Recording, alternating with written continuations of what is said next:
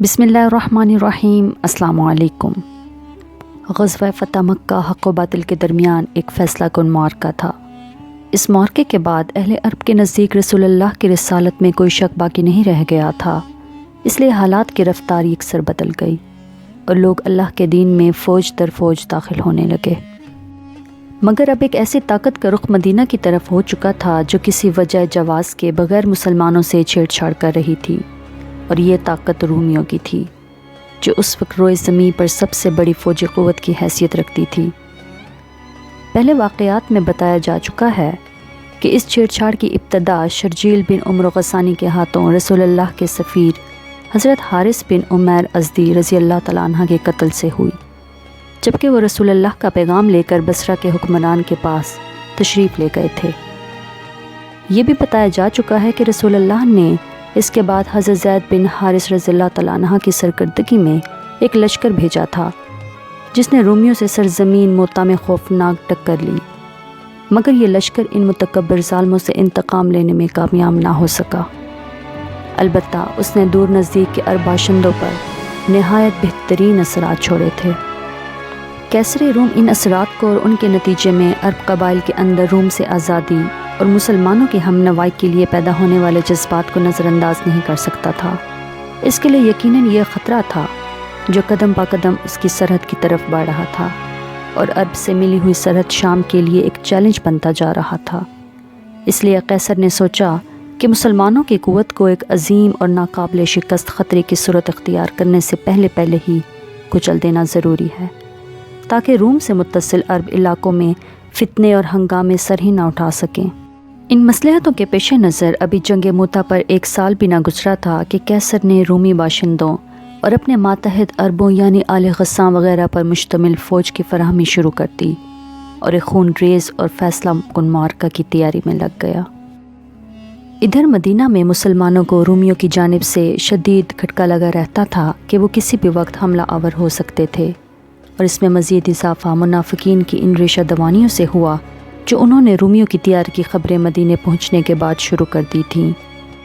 ابھی ان حالات اور خبروں کا مسلمان سامنا کر ہی رہے تھے کہ انہیں اچانک ملک و شام سے تیل لے کر آنے والے لوگوں سے معلوم ہوا کہ ہرقل نے 40,000 سپاہیوں کا ایک لشکر جرار تیار کیا ہے اور روم کے ایک عظیم کمانڈر کو اس کی کمان سونپی ہے۔ اپنے جھنڈے تلے عیسائی قبائل لخم و جزام وغیرہ کو بھی جمع کر لیا ہے اور ان کا ایک ہراول دستہ بلقا پہنچ چکا ہے۔ اس طرح ایک بڑا خطرہ مجسم ہو کر مسلمانوں کے سامنے آ گیا۔ پھر جس بات سے صورتحال کی نزاکت میں مزید اضافہ ہو رہا تھا وہ یہ تھی کہ زمانہ سخت گرمی کا تھا، لوگ تنگی اور قحط سالی کی آزمائش سے دوچار تھے، سواریاں کم تھیں، پھل پک چکے تھے، اس لیے لوگ پھل اور سائے میں رہنا چاہتے تھے اور نہ وہ فی الوقت روانگی چاہتے تھے، جس سے مسلمانوں کی پیچیدگی اور دشواری میں مزید اضافہ ہوتا چلا گیا۔ لیکن ان سب کے باوجود رسول اللہ صلی اللہ علیہ وسلم معاملے کے نتائج کو اور اس کی نزاکت کو بہت اچھی طرح سے سمجھ رہے تھے۔ اس لیے آپ صلی اللہ علیہ وسلم نے طے کیا کہ رومیوں کو دارالاسلام کی طرف پیش قدمی کی مہلت دیے بغیر خود ان کے علاقے میں اور حدود میں گھس کر ان کے خلاف ایک فیصلہ کن جنگ لڑی جائے۔ یہ معاملہ طے کر لینے کے بعد رسول اللہ نے صحابہ کرام میں اعلان فرما دیا کہ لڑائی کی تیاری شروع کریں۔ قبائل عرب اور اہل مکہ کو بھی پیغام دیا کہ لڑائی کے لیے نکل پڑیں۔ آپ کا دستور تھا کہ جب کسی غزوے کا ارادہ فرماتے تو کسی اور ہی جانب روانہ ہوتے، لیکن صورتحال کی نزاکت اور تنگ دستی کی شدت کے سبب اب کی بار رسول اللہ نے صاف صاف اعلان فرما دیا کہ رومیوں سے جنگ کا ارادہ ہے، تاکہ لوگ مکمل طور پر تیاری کر لیں۔ پھر رسول اللہ نے اس موقع پر لوگوں کو جہاد کی ترغیب بھی دی تھی اور جنگ ہی پر ابھارنے کے لیے سورہ توبہ کا بھی ایک ٹکڑا نازل ہوا۔ ساتھ ہی آپ نے صدقہ خیرات کرنے کی فضیلت بیان کی اور اللہ کی راہ میں اپنا نفیس مال خرچ کرنے کی بھی رغبت دلائی۔ پھر تمام صحابہ کرام نے رسول اللہ کا حکم مانتے ہوئے لشکر تیار کیا۔ رسول اللہ نے حضرت محمد بن مسلمہ رضی اللہ تعالیٰ عنہ کو، اور کہا جاتا ہے کہ سبا بن ارفتہ کو مدینہ کا گورنر بنایا، اور حضرت علی بن ابی طالب کو اپنے اہل و عیال کی دیکھ بھال کے لیے مدینہ میں ہی رہنے کا حکم دیا۔ لیکن منافقین نے ان پر طعنہ زنی کی، اس لیے وہ مدینہ سے نکل پڑے اور رسول اللہ سے جا ملے، لیکن آپ نے انہیں پھر مدینہ واپس کر دیا اور فرمایا کیا تم اس بات سے راضی نہیں کہ مجھ سے تمہیں وہی نسبت ہو جو حضرت موسیٰ سے حضرت ہارون کو تھی؟ البتہ میرے بعد کوئی نبی نہ ہوگا۔ بہرحال رسول اللہ نے اس انتظام کے بعد شمال کی جانب کوچ فرمایا۔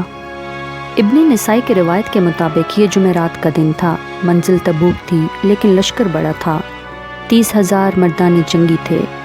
اس سے پہلے مسلمانوں کا اتنا بڑا لشکر کبھی فراہم نہ ہوا تھا، اس لیے مسلمان ہر چند مال خرچ کرنے کے باوجود لشکر کو پوری طرح تیار نہ کر سکے تھے، بلکہ سواری اور توشے کی سخت کمی تھی۔ چنانچہ 18 آدمیوں کے پاس ایک ایک اونٹ تھا جس پر یہ لوگ باری باری سوار ہوتے تھے۔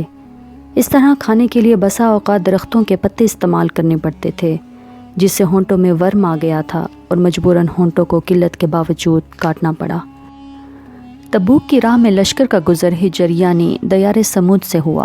سمود وہ قوم تھی جس نے وادی القریٰ کے اندر چٹانیں تراش تراش کر مکانات بنائے تھے۔ صحابہ کرام نے وہاں کے کنویں سے پانی لے لیا تھا، لیکن جب چلنے لگے تو رسول اللہ نے فرمایا، تم یہاں کا پانی نہ پینا اور اس سے نماز کے لیے وضو نہ کرنا، اور جو آٹا تم لوگوں نے گوندھ رکھا ہے اسے جانوروں کو کھلا دو اور خود نہ کھاؤ۔ رسول اللہ نے یہ بھی حکم دیا کہ لوگ اس کنویں سے پانی لیں جس سے صالح علیہ السلام کی اونٹنی پانی پیا کرتی تھی۔ بہرحال اسلامی لشکر تبوک میں اتر کر خیمہ زن ہوا اور وہ رومیوں سے اب دو ہاتھ کرنے کے لیے تیار تھا۔ رسول اللہ کی آمد کی خبر سن کر رومیوں کے اندر خوف کی ایک لہر دوڑ گئی۔ انہیں آگے بڑھنے اور ٹکر لینے کی ہمت نہ ہوئی اور وہ اندرون ملک مختلف شہروں میں بکھر گئے۔ ان کے اس طرز عمل کا اثر جزیرہ عرب کے اندر اور باہر مسلمانوں کی فوجی ساکھ پر بہت عمدہ مرتب ہوا، اور مسلمانوں نے ایسے اہم سیاسی فوائد حاصل کیے کہ جنگ کی صورت میں اس کو حاصل کرنا آسان نہ ہوتا۔ پھر ایلا کے حاکم یانا بن ربا نے رسول اللہ کی خدمت میں حاضر ہو کر جزیہ کی ادائیگی منظور کی اور صلح کا معاہدہ کیا۔ ادھر جربہ اور ازرو کے باشندوں نے بھی خدمت نبوی میں حاضر ہو کر جزیہ دینا منظور کیا، اور رسول اللہ نے ان کے لیے ایک تحریر لکھ دی جو ان کے پاس محفوظ تھی۔ رسول اللہ نے حاکم ایلا کو بھی ایک تحریر لکھ کر دی تھی۔ اس کے علاوہ رسول اللہ نے حضرت خالد بن ولید رضی اللہ تعالیٰ عنہ کو 420 سواروں کا رسالہ دے کر دومت الجندل کے حاکم عقیدر کے پاس بھیجا اور فرمایا، تم اسے نیل گائے کا شکار کرتے ہوئے پاؤ گے۔ حضرت خالد بن ولید وہاں تشریف لے گئے۔ جب اتنے فاصلے پر رہ کے کہ قلعہ صاف نظر آ رہا تھا تو اچانک ایک نیل گائے نکلی اور قلعے کے دروازے پر سینگ رگڑنے لگی۔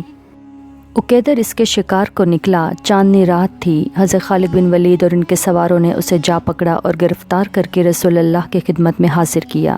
رسول اللہ نے اس کی جان بخش دی اور 2000 اونٹ، 800 غلام، 400 زریں اور 400 نیزے دینے کی شرط پر مصالحت فرمائی۔ ان حالات کو دیکھ کر وہ قبائل جو اب تک رومیوں کے اعلیٰ کار بنے ہوئے تھے سمجھ گئے کہ اب اپنے ان پرانے سرپرستوں پر اعتماد کرنے کا وقت ختم ہو چکا ہے، اس لیے وہ بھی مسلمانوں کے حمایتی بن گئے۔ اس طرح اسلامی حکومت کی سرحدیں وسیع ہو کر براہ راست رومی سرحد سے جا ملی اور رومیوں کے اعلیٰ کاروں کا بڑی حد تک خاتمہ ہو گیا۔ اس کے بعد لشکر اسلام نے مدینہ واپسی کا راستہ اختیار کیا اور ایک جگہ ایک گھاٹی کے پاس 12 منافقین نے رسول اللہ کو قتل کرنے کی کوشش کی۔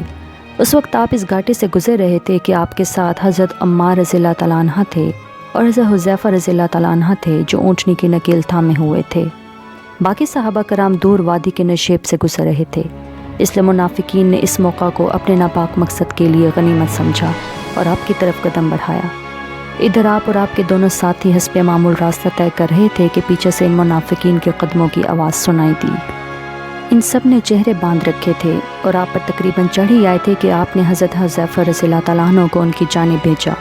انہوں نے ان کی سواریوں کے چہروں پر اپنی ایک ڈھال سے ضرب لگائی اور جس سے اللہ نے انہیں مرعوب کر دیا اور وہ تیزی سے بھاگ کر لوگوں میں نکل گئے۔ اس کے بعد رسول اللہ نے ان کے نام بتائے اور ان کے ارادے سے باخبر کیا۔ اس لیے حضرت حذیفہ رضی اللہ تعالیٰ عنہ کو رسول اللہ کا رازداں کہا جاتا ہے۔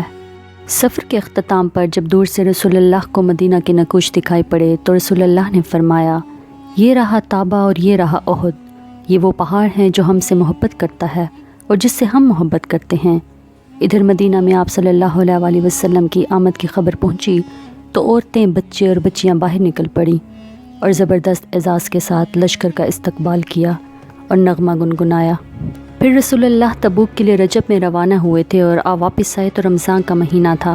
اس سفر میں پورے 50 روز صرف ہوئے، 20 دن تبوک میں اور 30 دن آمد و رفت میں، اور یہ رسول اللہ کی حیات مبارکہ کا آخری غزوہ تھا جس میں آپ صلی اللہ علیہ وسلم نے بنفس نفیس شرکت فرمائی۔